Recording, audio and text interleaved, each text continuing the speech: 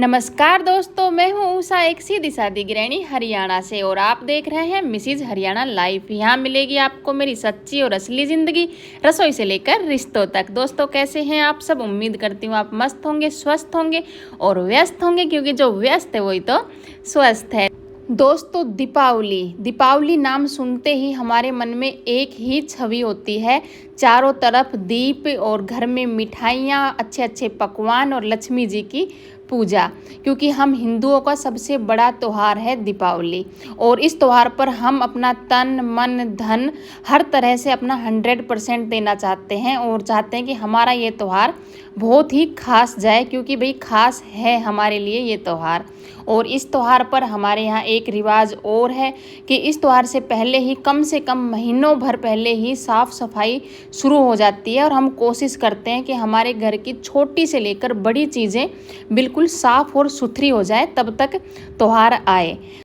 क्योंकि हमने अपने बुजुर्गों से सुना है कि जहाँ पर गंदगी होती है, साफ़ सफाई नहीं होती है, वहाँ पर लक्ष्मी जी का वास नहीं होता है। तो कौन नहीं चाहेगा कि किसके घर में लक्ष्मी जी का वास ना हो? तब सभी चाहते हैं कि हमारे घर में लक्ष्मी जी का वास हो, इसलिए सभी अपनी साफ़ सफाई में 100% देते हैं। लेकिन ना कभी कभी क्या, हमेशा ही जब जब दीपावली नज़दीक आती है, हम गृहिणियों के लिए मतलब टेंशन का कारण बन जाती है, और हम सोचते हैं कि अब हमें साफ़ सफाई करनी है। और काफ़ी बार तो ये भी होता है कि साफ़ सफाई शुरू नहीं करते हैं और टेंशन ले लेकर ही काफ़ी मतलब नज़दीक आ जाती है दीपावली, और हमारा काम जो है ना बहुत ज़्यादा फैल जाता है।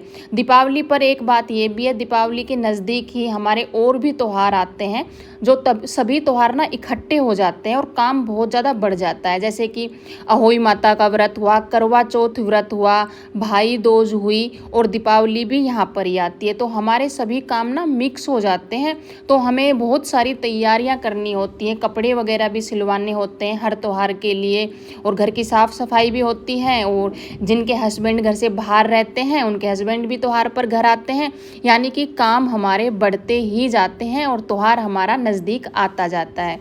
तो ये सोच सोच कर ना निकालें कि दीपावली आ रही है, सफाई करनी है, सफाई करनी।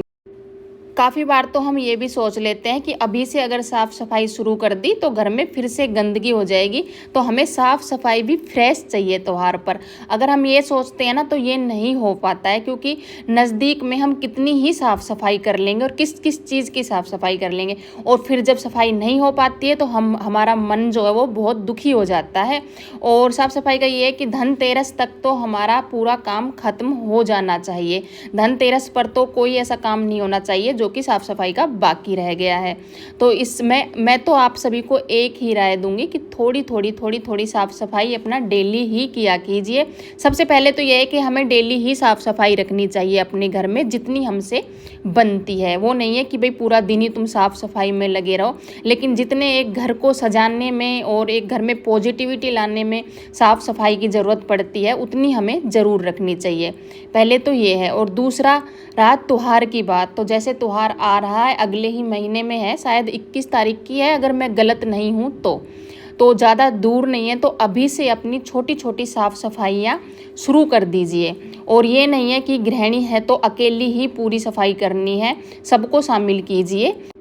और थोड़ा थोड़ा कचरा, जैसे जो भी एक्स्ट्रा आपको लग रहा है घर में, जो कपड़े हैं वो हम यूज़ नहीं कर रहे हैं, जो चप्पल जूते हैं, क्योंकि हम तो वेट करते हैं ना कि अभी ये काम आ जाएगा, अभी ये काम आ जाएगा, लेकिन काम आता नहीं है, और फिर दीपावली के पास ही ये सब चीज़ें हम निकालते हैं। तो क्यों ना अभी से शुरू कर दें कि थोड़ा थोड़ा जो भी कचरा है उसको निकालें। जितना कचरा घर से बाहर जाएगा जो कि फालतू है, उतना ही घर थोड़ा थोड़ा मतलब हल्का होता जाएगा, और साफ़ सफाई का काम भी हमारे लिए आसान हो जाएगा। और मैं क्या कर रही हूँ ये भी मैं आपको बता देती हूँ। फिलहाल तो मैं आई हूँ नीचे से, अपने काफ़ी काम निपटा कर मैं नीचे चली गई थी थोड़ी देर आराम करने के लिए।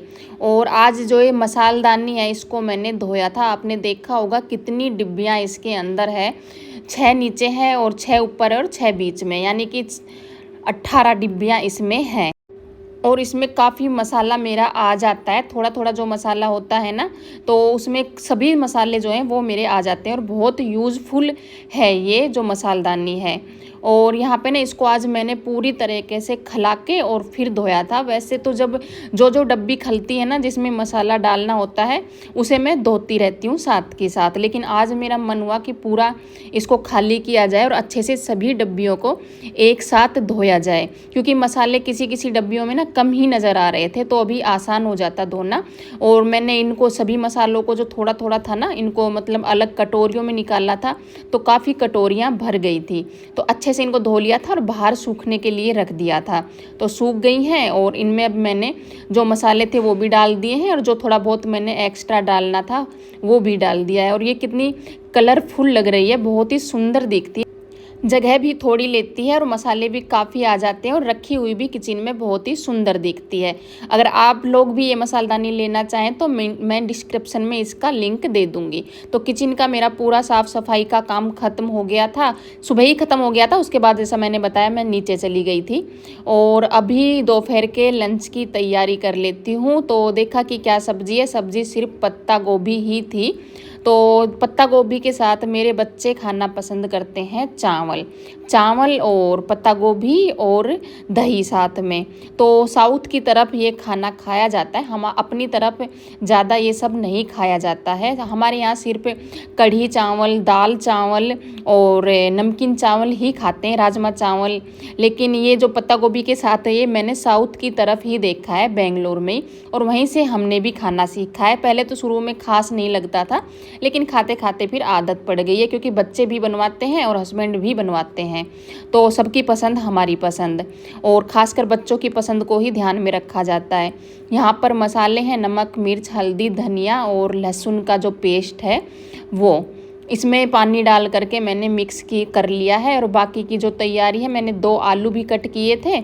और कल के व्लॉग में आप सभी बहनों के बहुत ही प्यारे प्यारे कमेंट आए थे, तो इसके लिए मैं आप सबका बहुत ज़्यादा धन्यवाद बोलना चाहूँगी, क्योंकि आपके कमेंट होते हैं ना, उनसे मुझे बहुत ज़्यादा हिम्मत मिलती है और अगला व्लॉग बनाने का मन भी करता है। तो इसी तरीके से अपना प्यार और सपोर्ट बनाए रखना।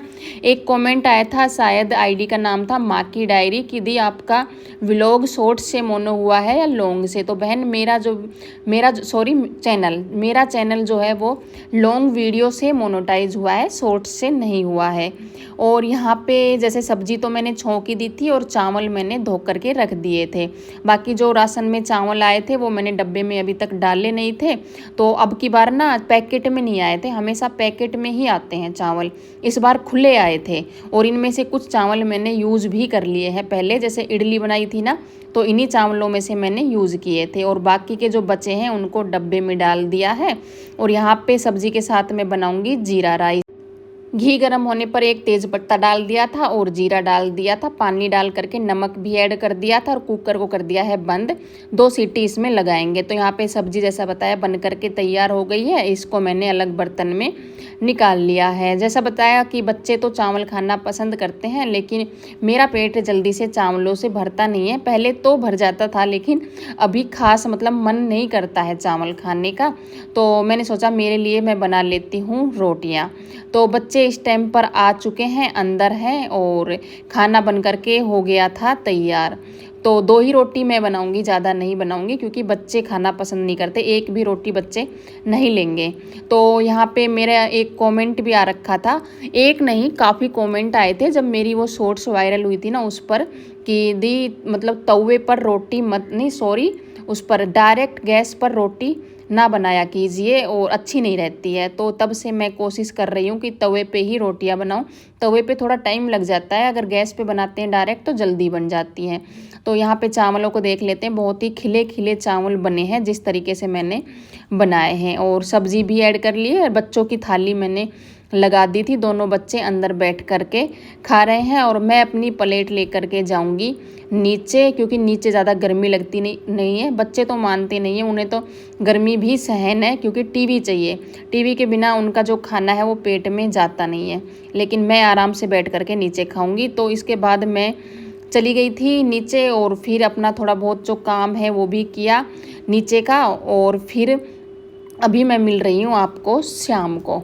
शाम का टाइम है चाय का। अर्पिता ने चाय बना ली थी और मैंने सोचा ये ब्लाउज जो कट किया था कल, नहीं कट नहीं किया था, सीला था, तो इसको हुक और आई कर लेती हूँ। बाकी थोड़ी बहुत जो तुरपाई है, तुरपाई का काम इतना मैंने इसमें छोड़ा नहीं है क्योंकि गले पे जो पट्टी लगाई थी उसी पर तुरपाई करनी है, बाकी पूरे ब्लाउज़ में सिलाई है। तो एक बहन का कमेंट आया था कि दी ब्लाउज़ बहुत अच्छा सिला है, पहन के दिखाइएगा। तो जब इसके साथ की साड़ी पहनूंगी तो आपको पहन करके दिखाऊंगी। और यहाँ पे चाय पीने के बाद मैं सोच रही थी कि एक ब्लाउज़ और कट कर देती हूँ। गर्मी बहुत ज़्यादा लग रही थी तो हर्ष को बोल रही थी कि पंखा लगा दे, और वो बहुत ज़्यादा मस्ती कर रहा था अर्पिता के साथ कि बिल्कुल तेरे सर पे ही लगा देता हूँ पंखे को। तो दोनों बहन भाई थोड़ा जिद रहे थे। और यहाँ पे फिर मैंने सोचा कि जो ब्लाउज़ है इसको भी कट कर देती हूँ। काफ़ी ब्लाउज़ पड़े हैं मेरे पेंडिंग में सीलने के लिए। और आपको साइड में थोड़ा साउंड आ रहा होगा, कितने भी मतलब ऐसी जगह पे बैठ के वॉइस ओवर कर लें लेकिन थोड़ा बहुत आसपास का जो साउंड होता है ना वो आता ही है। और यहाँ पे मैंने ब्लाउज़ का जो अस्तर रहता है उसको कट कर लिया है। और इसके बाद में बचता है जो कपड़ा रहता है ना उस पर रख के कट करने का काम। जो गला है वो मैं कट नहीं करती हूँ, जो मैं सोच समझ के कि कैसा बनाना है हल्का फुल्का थोड़ा डिज़ाइन दे करके फिर बाद में जब सीलती हूँ ना तभी कट करती हूँ। और स्लीव भी अभी मैंने कट नहीं किए, बस सिर्फ आगे के और पीछे के जो पार्ट हैं वो कट किए हैं। और इसमें जो मार्क होते हैं वो लगा दूंगी तो काफ़ी काम मेरा हो जाएगा। बाकी का जो काम है जब सीलने के लिए बैठूंगी तो करूँगी। तो सोच रही थी कि कल इसको भी सील लेती हूँ क्योंकि अब त्योहार आ रहे हैं, जैसा बताया ना त्योहार पर और भी काम बढ़ जाते हैं। तो अहोई है, दीपावली है, करवा चौथ है, तो फिर साड़ियाँ लेंगे तो फिर उनके भी ब्लाउज़ वगैरह रेडी करने पड़ेंगे, तो सभी फिर एक साथ हो जाएगा। तो इसीलिए जो हैं उनको मैं कर दूँगी, अभी रोज़ डेली में सोच रही हूँ एक एक ब्लाउज़ कर देती हूँ। तो यहाँ पे ये काम भी मेरा ख़त्म हो गया है। और आप सभी बहनें दीपावली की सफाई कब से शुरू करने वाले हैं ये कमेंट करके ज़रूर बताएं। और आपके पास अगर कोई टिप्स है जिससे कि दीपावली की सफाई आसान तरीके से और जल्दी हो जाए बिना टेंशन के, तो ये भी बात ज़रूर बताएं। तो इस व्लॉग को यहीं पे समाप्त करते हैं। आपका कोई सवाल जवाब हो तो कमेंट ज़रूर करना। और अगर व्लॉग में कुछ भी थोड़ा भी अच्छा लगा हो तो लाइक करना, कमेंट करना और शेयर करना, क्योंकि आप लोगों के प्यार और सपोर्ट के बिना मैं कुछ भी नहीं हूँ। और इस टाइम भी मुझे आपके प्यार और सपोर्ट की बहुत ज़्यादा ज़रूरत है। इस टाइम भी है और आगे भी ज़िंदगी भर रहेगी। तो अपना प्यार और सपोर्ट बनाए रखना। तो मिलते हैं कल एक नए व्लॉग में एक नई उम्मीद और नई उमंग के साथ। तब तक अपना और अपने परिवार का रखिए ख्याल। आप सभी को मेरी तरफ से प्यार भरी राम राम।